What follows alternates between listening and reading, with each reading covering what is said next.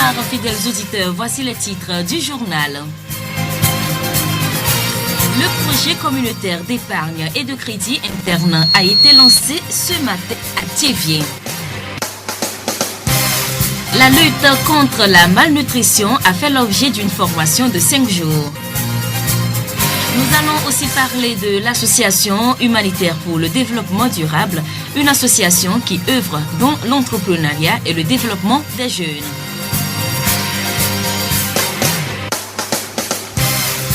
Radio Horizon à Thiéviers sur 101.1. Bienvenue à tous. Le développement des titres à présent. 30 prestataires à la prise en charge de la nutrition et la gestion des centres de réhabilitation nutritionnelle ont été formés du 7 au 11 septembre à Thiéviers. L'initiative est de la Direction régionale de la santé maritime avec l'appui de l'UNICEF. Elle vise une meilleure prise en charge des enfants souffrant d'une malnutrition sévère. Docteur Agossou Abraham Ametepe, médecin-chef du district sanitaire du Golfe, formateur des prestataires.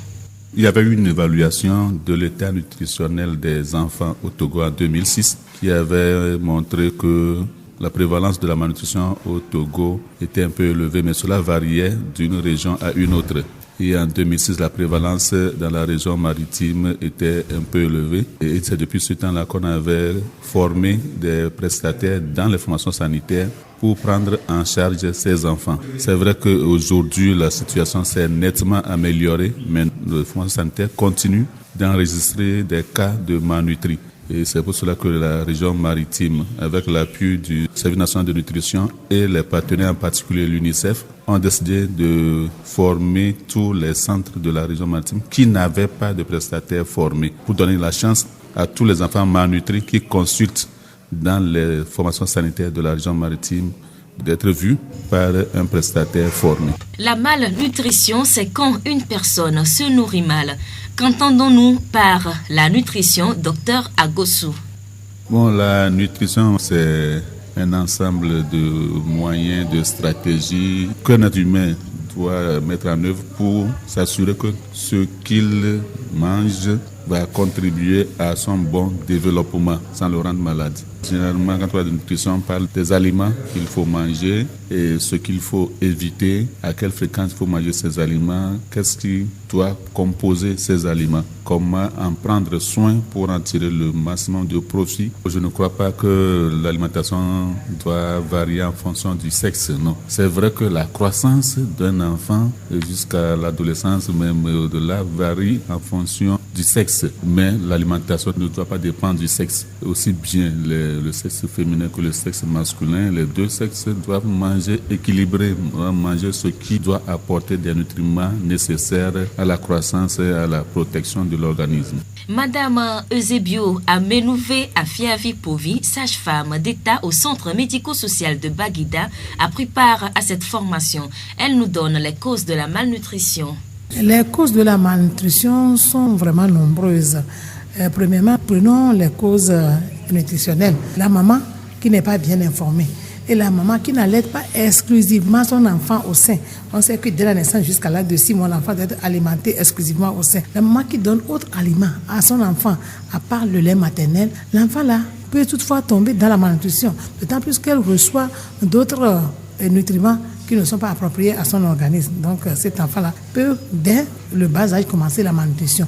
Et la malnutrition, on peut le voir à partir du 6 mois, quand on voit qu'il y a en ce moment, il y a sevrage, c'est-à-dire il y a introduction d'un autre aliment et la maman ne sait quoi donner à l'enfant. L'enfant peut toutefois rentrer dans la malnutrition aussi. Et il y a les causes d'infrastructure aussi, il y a beaucoup de causes. Les enfants malnutris, on peut dire que dans la région maritime, avant c'était à 12,9% et maintenant, avec l'appui de l'UNICEF, on est jusqu'à 5% maintenant. Mais la guerre n'est pas encore finie. Nous devons continuer jusqu'à avoir au moins 0% d'enfants malnutris dans la région maritime. Comment aller chercher ces enfants-là? Puisqu'il y a des mamans qui me connaissent celles-ci. Donc les enfants peuvent rester à la maison avec elles. Elles ne vont pas savoir que cet enfant est en train de faire une malnutrition. La maman, quand elle voit que l'enfant grossit, elle ne va pas savoir que l'enfant doit avoir un tel poids ou ne doit pas avoir ce poids-là. Donc c'est à nous d'aller leur donner des informations maintenant. La voix du Zion. La réduction de la pauvreté et de la vulnérabilité fait partie des défis majeurs de développement dans plusieurs communautés.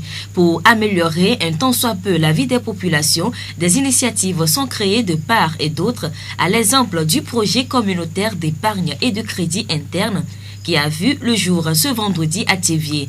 Initié par l'Organisation de la Charité pour un développement intégral, le projet vise un accès facile aux services financiers de base aux groupes vulnérables, notamment les femmes et les jeunes en milieu urbain. Père Avalero Danou Benoît, secrétaire général au CDI Togo. Ce qui fait la particularité de ce projet communauté d'épargne et de crédit interne, c'est d'abord la formation sur laquelle nous insistons beaucoup. Former les agents et former la communauté à pouvoir valoriser déjà ce qu'on pratiquait, la tontine traditionnelle. Au fond, ce n'est pas extraordinaire ce qu'on fait, mais on met en valeur la pratique déjà existante que la tontine que nous pratiquons dans nos milieux respectifs. Alors, nous avons visé la population plus vulnérable. On a pensé à nos mères, à nos sœurs et aux jeunes. Nous savons que la femme dans le foyer tient une place importante. Et puis la situation de la femme, c'est un peu précaire.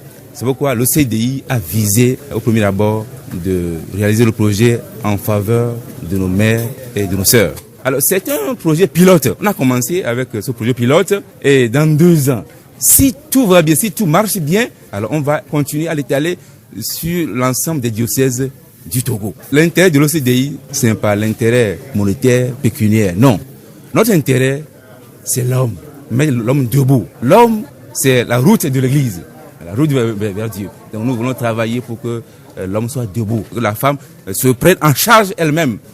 Le projet communautaire d'épargne et de crédit interne CECI est déjà opérationnel dans 37 pays, dont 28 en Afrique. Au Togo, plus précisément dans la maritime, il vise environ 18 000 personnes vulnérables. CECI couvre la période 2015-2017. Ces bénéficiaires vont former des groupes de 15 à 30 personnes, faire des réunions hebdomadaires et cotiser à chaque réunion. On devient membre par adhésion libre. On vous propose le projet et si vous acceptez, vous participez. Il n'y a pas une caution à donner. Comme c'est une aide qu'on propose. Donc les agents vont aller dans les villages, on explique le projet et ceux qui veulent s'engagent. Dans le groupe constitué, il faudrait qu'il y ait cette indépendance pour mieux vivre la liberté. C'est indépendant, chaque groupe décide de ce qu'il doit faire, combien ils vont donner chacun. Au total, 32 agents vont être déployés dans les préfectures de Vaud, Ba, Mono, Yoto, Zio et Ave. Monsieur Moupé Komi est le superviseur des agents de la préfecture du Zio. Notre travail est basé sur le principe ceci. Nous allons regrouper les communautés de 20 à 30 personnes qui vont faire une épargne entre eux et emprunter encore entre eux. Pour rassurer la population de Théviers, je tiens à leur dire que notre objectif est très intéressant.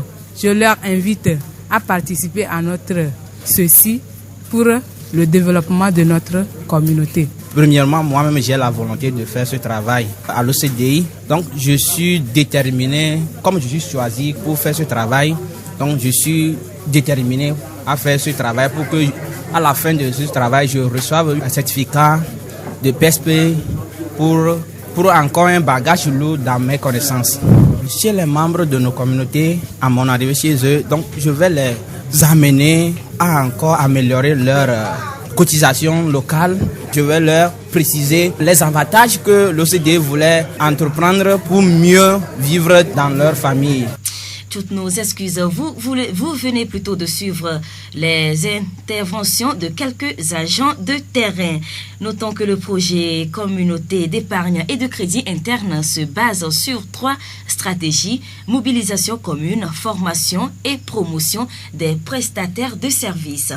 La voix du Zio. Créée depuis 2013, l'association humanitaire pour le développement durable MHDD Togo lutte pour le développement social et économique de la population togolaise. Cette association œuvre dans l'entrepreneuriat et la promotion des jeunes. Monsieur Adangbalo Komlan, président de MHDD Togo. Dans l'association, nous évoluons dans le domaine de l'éducation, la santé et l'environnement. Nous pensons aussi vers le développement économique. En février, nous avons subventionné le projet illuminatrice des activités pour les bonnes femmes, surtout les veuves. Sur le plan éducation, nous avons scolarisé les enfants orphelins de Fongbo-Djobedi. Donc à peine 145 élèves ont reçu le don au niveau de l'association. Dans le domaine de l'éducation socio-culturelle, nous avons évolué avec les jeunes de Atangbe, dont leurs activités socio-culturelles étaient la danse Adjobo qui avait disparu il y a 10 ans. C'est le 6 qu'ils ont fait leur sortie pour la danse culturelle Atangbe. Monsieur Adangbalo nous parle des projets futurs à réaliser. Nous pensons dans l'avenir commencer des tournées pour faire voir ce que la tradition Adangbe a réservé il y a au-delà de 10 ans. Et aussi sur le plan éducatif. Nous voulons déjà le dimanche le 13 à 13h à Gbatope. Nous allons organiser la distribution de kits scolaires qui sera suivie de gala de football pour les villages de Kati, Gbatope, Kojo et Havé. Donc il y aura aussi projection de films pour montrer l'importance de l'éducation et de la jeune fille et du jeune garçon. L'association MHDD Togo est implantée dans le Zio, précisément dans le canton de Gbatope. La voix du Zio. La vaccination permet de sauver des milliers de vies. Elle est l'un des moyens essentiels de prévention des maladies mortelles chez l'enfant. La vaccination ne se limite pas à la première injection. Chez les enfants, le rappel est nécessaire. Le rappel, qu'est-ce que c'est et quand le faire?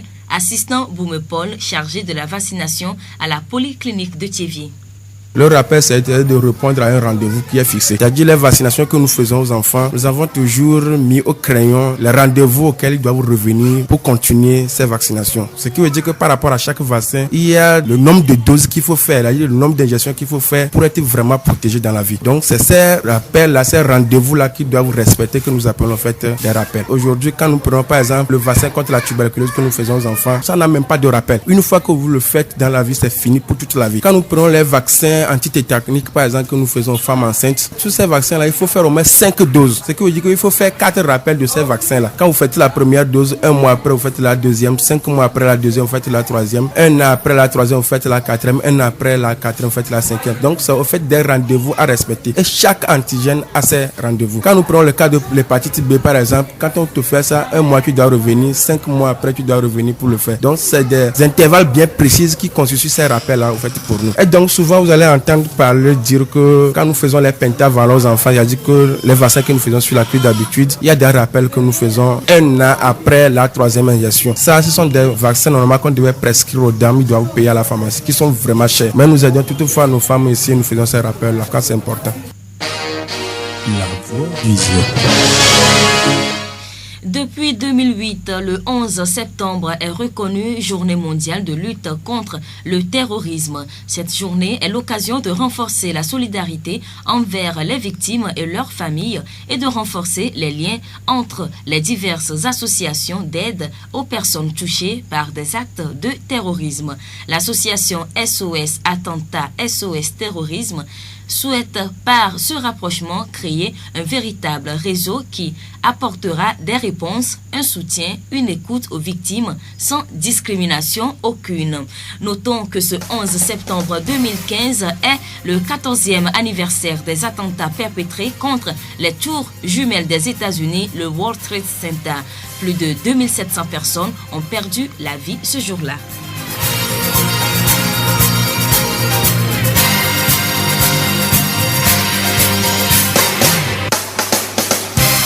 Si vous avez peur de l'erreur, vous ne sortirez jamais rien d'original. C'est avec cette citation de Robinson que nous refermons ce journal. Merci de l'avoir suivi. Merci à toute l'équipe de la rédaction. Présentation Séraphine Yovo, réalisation Gaëtan Amouzou.